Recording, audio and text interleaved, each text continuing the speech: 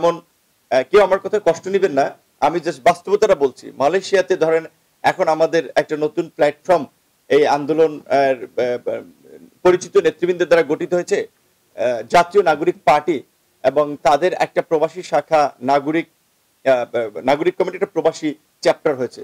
এটা অবশ্যই ভালো দিক যে আমাদের ডায়াসপোরা কমিউনিটি তারা দেশের রাজনীতিতে খুবই এনগেজ হচ্ছে। কিন্তু বিফোর এই জুলাই কতজনকে আপনারা বিভিন্ন ইস্যুতে প্রবাসে কিংবা প্রবাস তো বাদই দিলাম, দেশে আপনারা অ্যাক্টিভলি প্রোটেস্ট করতে দেখেছেন কিংবা রাজপথে থাকতে দেখেছেন?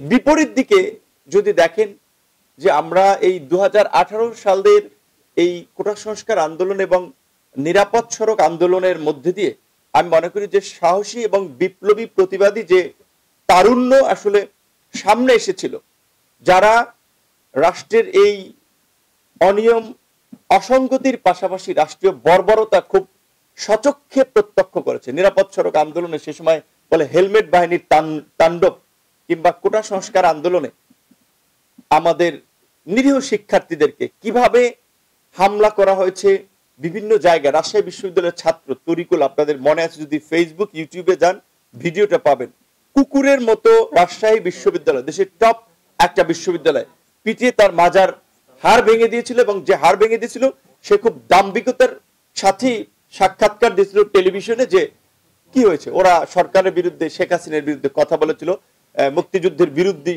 শক্তি, এরকম ভাবে তারা আস্ফলন দেখিয়েছিল, একটা বর্বরতা চালিয়েও। এগুলো তো মানুষকে বিবেকে নাড়া দেয়, তার আসলে বাধে। হয়তো পরিস্থিতির কারণে অনেকেই আমরা যেভাবে সেই 18 সাল